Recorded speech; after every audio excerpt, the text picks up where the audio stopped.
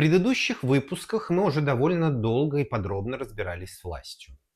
Мы говорили о государстве, которое контролирует человека практически полностью, о системах, которые ограничивают выбор, и о власти, которой вообще не нужно постоянно кого-то принуждать, потому что она может быть встроена в культуру, в среду и в саму картину мира. Но у любой власти есть одна фундаментальная проблема. Человек может спросить, почему я вообще должен вам подчиняться?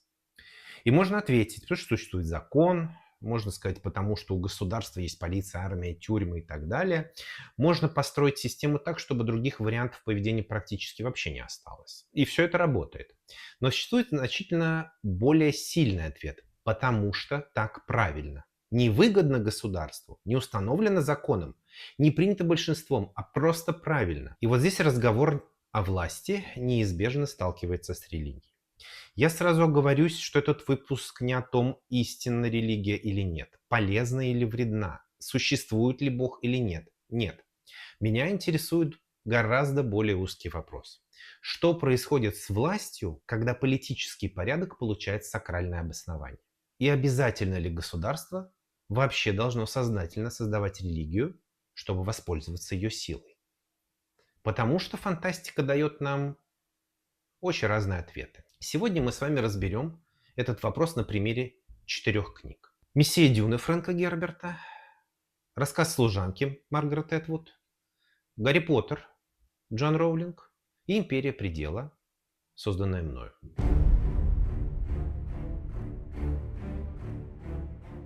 У Герберта сначала создают мессию, а потом обнаруживают, что созданный миф уже невозможно контролировать. У Маргарет Этвуд государство берет существующую религиозную традицию и превращает ее в политический инструмент. У Джоан Роулинг общество само создает фигуру избранного, на которого можно переложить надежду на спасение. А в «Империи предела» религию вообще никто специально не создает. Люди сами начинают поклоняться системе, которую когда-то создали их предки. И здесь 4 совершенно разных механизма, но каждый из них позволяет посмотреть на один вопрос. Почему власть так легко становится священной?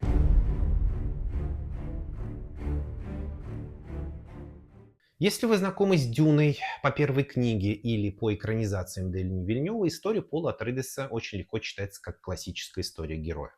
Его отца убивают, его дом уничтожают, он оказывается среди фременов, принимает их культуру, становится их лидером и побеждает своих врагов, а затем занимает императорский трон. Практически идеальная история избранного.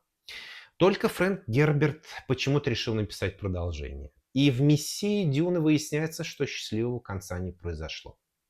Прошло 12 лет, Пол Атрейдес император, но здесь важно другое. Он больше не просто Пол Атрейдес.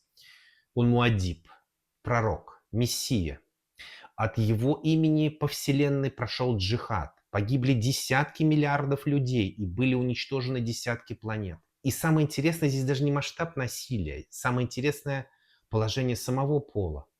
Казалось бы, перед нами один из самых могущественных людей во Вселенной. Он император, он обладает почти сверхъестественным предвидением. За ним стоит религиозный культ, но постепенно становится понятно, что Пол уже не вполне контролирует собственную власть.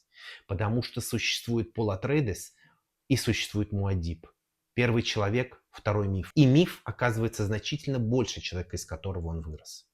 И это не случайная интерпретация Герберта. Сам он довольно последовательно объяснял, что его интересовала опасность харизматического лидерства. Герберт говорил о склонности людей отдавать принятие решения лидерам и предупреждал, что огромная ошибка передавать им собственную способность мыслить и выбирать. Причем именно поэтому Пол не может быть обычным злодеем. Если бы Герберт просто нарисовал неприятного диктатора, который обманывает население и объявляет себя при этом богом, то этот эксперимент был слишком простым. За таким человеком изначально бы никто не пошел. Пол должен был быть привлекательным, умным, способным, мужественным, сочувствующим людям. Именно таким лидером, которому хочется доверить принятие решений. А затем Герберт показывает нам цену этого доверия. Причем религия Пола тоже не возникает из воздуха. Еще до появления его Бене Гессерит столетиями распространяли среди различных культур религиозные легенды, которые при необходимости могли использовать представительниц ордена. Миссионария протектива фактически создавала культурную инфраструктуру будущего мифа. Джессика и Пол попадают на Арракис и обнаруживают общество, уже подготовленное к появлению определенной фигуры. Они используют существующие пророчества, но при этом Пол действительно обладает необычными способностями. Фремены действительно видят происходящее собственными глазами. И постепенно политический лидер превращается в религиозного. Но дальше происходит то, что мне кажется значительно интереснее самой манипуляции. Миф становится автономным. Люди начинают действовать не потому, что Пол лично приказал им это делать. Они действуют во имя Муаддиба. И здесь появляется первая особенность сакральной власти. Обычного императора можно критиковать. Можно считать его решение ошибочным, можно спорить с его политикой. Но что делать, если перед тобой не просто император, а что если перед тобой мессия? Политическая ошибка тогда перестает быть просто политической ошибкой. Сомнение в лидере превращается в сомнение в вере. И парадокс Герберта состоит в том, что в ловушке оказывается не только общество, в ней оказывается сам лидер. Пол при этом получает, конечно же, абсолютную легитимность, но обнаруживает, что эта самая легитимность не обозначает абсолютный контроль. Он может управлять государством, но уже не способен управлять тем, во что превратилась вера в него. Люди создали мессию, и мессия стала сильнее человека.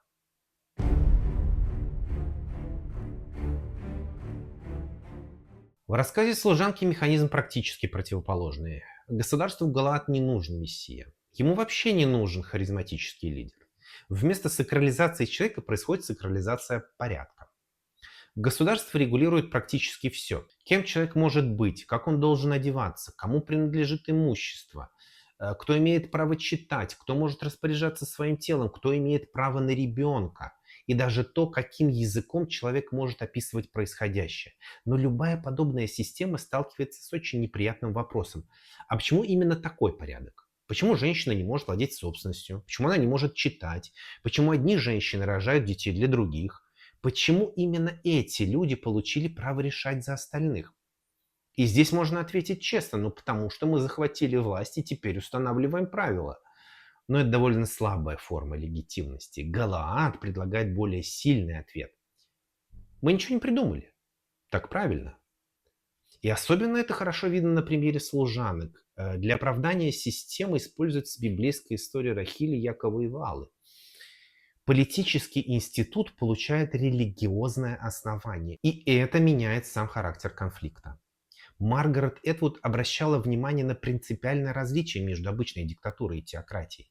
С политическим режимом можно иметь политическое разногласие, но если власть утверждает, что выражает волю Бога, несогласие с ней превращается в ересь. И это чрезвычайно эффективная конструкция, потому что противник государства теперь не просто предлагает другую налоговую систему, другое семейное законодательство или другую структуру общества. Он выступает против правильного устройства мира. Власть получает возможность перенести политический спор в моральную плоскость. И здесь особенно важно то, как Этвуд конструировала сам Галаад. Она неоднократно подчеркивала, что сознательно не хотела придумывать для романа зверства, которым нельзя было бы найти исторического прецедента. Запрет образования, контроль женской репродуктивности, лишение собственности, принудительные браки, разделение общества по одежде, публичные казни, религиозное оправдание насилия. Все это уже существовало. Поэтому рассказ служанки довольно бессмысленно воспринимать исключительно как пророчество о каком-то возможном ужасном будущем. Это скорее коллаж человеческого прошлого. Это вот берет элементы, уже существовавшие в разных обществах, и собирает из них новую систему. И религия оказывается тем, что позволяет этой системе объяснить саму себя. Причем здесь еще важна одна деталь. Галааду не нужна вся религиозная традиция, ему нужны отдельные ее элементы. Те, которые позволяют оправдать уже выбранную структуру общества. Власть сначала определяет желаемый порядок, а затем находит для него сакральное обоснование. И это очень отличается от Герберта. В «Дюне» миф создается заранее, а затем вырывается из-под контроля его создателей. В Галааде власть значительно прагматичнее.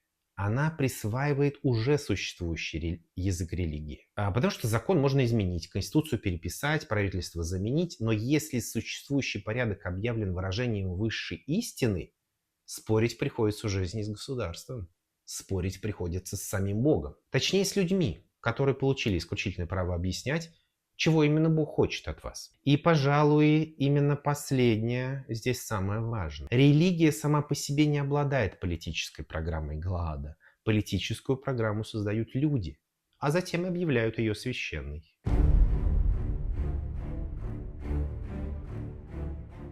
На этом месте Гарри Поттер кажется довольно-таки странным выбором. Здесь нет теократии, нет государственного религиозного культа, нет жречества. Волшебный мир вообще довольно-таки светский. Но есть одна конструкция, без которой практически невозможно представить эту историю. Избранный. Гарри становится особенным еще до того, как способен понять значение слова «особенный». Он мальчик, который выжил. Человек, переживший встречу с Волдемортом. Постепенно личная история превращается в общественный миф, а затем появляется пророчество. И вот здесь становится интересно, потому что пророчество предлагает очень удобную модель политической надежды. Существует конкретный человек, от которого зависит спасение остальных. Но почему же эта идея вообще становится привлекательной? Ведь волшебное общество располагает государством. Есть Министерство магии, есть суды, есть правоохранительная система, есть образовательные институты, есть влиятельные взрослые волшебники. Но когда Волдеморт возвращается, все эти институты одни за другим демонстрируют свою ограниченность. Министерство сначала отрицает проблему, потом пытается контролировать информацию, затем оказывается вообще не способно защитить самого себя. И на этом фоне общество получает значительно более простую историю. Есть Волдеморт, а есть человек, который должен его победить. Избранный. И ведь религиозный пласт этой конструкции не является исключительно поздней интерпретацией самих читателей. Роулинг сама говорила о религиозных основаниях этой истории и признавалась, что долго избегала подробного разбора о собственной вере. Именно потому, что это могло предсказать направление финала. В последней книге параллель становится особенно очевидной. Гарри узнает, что для победы необходимо умереть. Он идет на смерть добровольно, не пытается в последний момент найти какой-то технический способ обойти необходимость этой жертвы. Он принимает ее.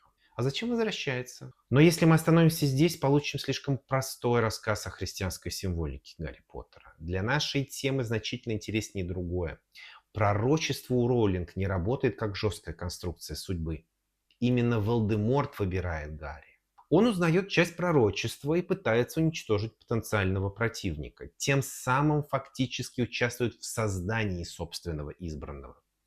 Получается довольно странная конструкция. Существует текст, потом люди интерпретируют его, затем начинают действовать в соответствии с этой интерпретацией. И этими действиями делают текст реальностью. А это уже напоминает не столько магию, сколько обычную человеческую культуру. Мы создаем представление о человеке, начинаем относиться к нему в соответствии с этим представлением, а затем удивляемся, что человек действительно занимает отведенное ему место. Но между Гарри Поттером и Полом Атрейдисом существует принципиальная разница. Пол постепенно теряется внутри Муаддиба. Миф становится настолько большим, что человек уже не способен его контролировать. Роулинг постоянно делает обратное. Она возвращает Гарри из мифа обратно в человеческое его состояние. Он ошибается, злится, боится, не знает, что делать. И в решающий момент его определяет не статус избранного, а его собственный выбор. Возможно, поэтому Гарри Поттер дает нам еще один вариант отношений между сакральностью и властью. Сакральный статус здесь не создается государством, не проектируется каким-то тайным орденом, не присваивается самим героем, его создает общество. Потому что иногда обществу значительно проще ждать человека, который его спасет, чем признать собственную ответственность.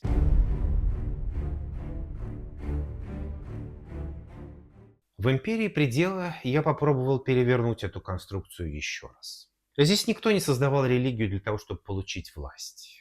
Сначала существовал предел, алгоритм, регулирующий отношения между людьми. Но постепенно вокруг него возник культ. Для последователей этого культа предел перестал быть просто технологией.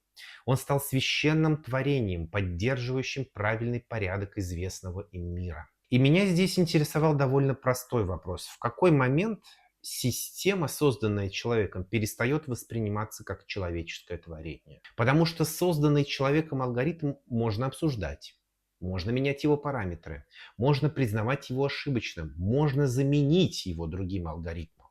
Со священным порядком все значительно сложнее. Еще интереснее происхождение самого священного текста этой религии.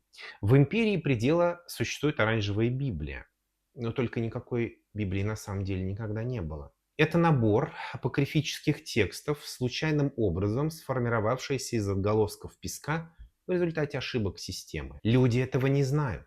Они видят тексты, пришедшие из источника, который уже воспринимают как нечто большее, чем обычный массив информации. И делают совершенно логичный для себя вывод. Если источник священен, значит священное послание. Так случайность обретает смысл. Ошибка становится откровением. А набор некодифицированных фрагментов превращается в священный текст. При этом существует орден Аурата. Это женский орден. И здесь довольно-таки трудно совсем не провести параллели с Бене Гессерит Фрэнка Герберта. Но мои женщины занимаются несколько другим. Они не собирают генетический материал для многовековой программы селекции. Они умеют слышать песок. То есть извлекать из большого массива данных культурные слои человечества, которые никогда не были кодифицированы. Истории, образы, представления, следы человеческого опыта. И фактически матроны ордена Аурата становятся проповедницами человеческой культуры. И здесь скорее отсылка больше к Урсуле Ле Гуин, нежели чем к Фрэнку Герберту. И вокруг матрон возникает довольно забавный парадокс. Орден пытается извлечь из системы человека, а последователи ордена превращают саму систему в объект поклонения. Одни пытаются услышать в песке человека, другие начинают слышать в нем Бога.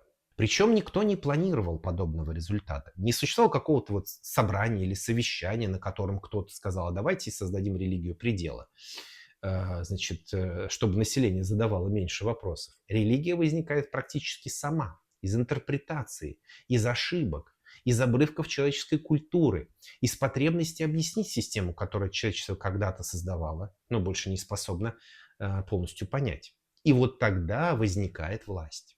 Не обязательно власть конкретного человека, не обязательно власть ордена. Возникает власть самой идеи о том, что предел обладает особым статусом. Потому что предел – алгоритм, его можно изменить. А если предел священен, изменение становится уже не техническим вопросом. Оно приобретает глобально-моральное значение. Техническая дискуссия при этом превращается в богословскую. Ошибка становится тайной, а случайность – знаком. А попытка вмешаться в работу системы может превратиться в ересь. Никому даже не требовалось придумать религию, чтобы защитить пределы от человека. Нет, человек сделал это сам. И вот теперь можно вернуться к вопросу, с которого мы начали. Что общего между всеми этими историями? И на первый взгляд довольно-таки мало. Фрэнк Герберт рассказывает о мессианском культе.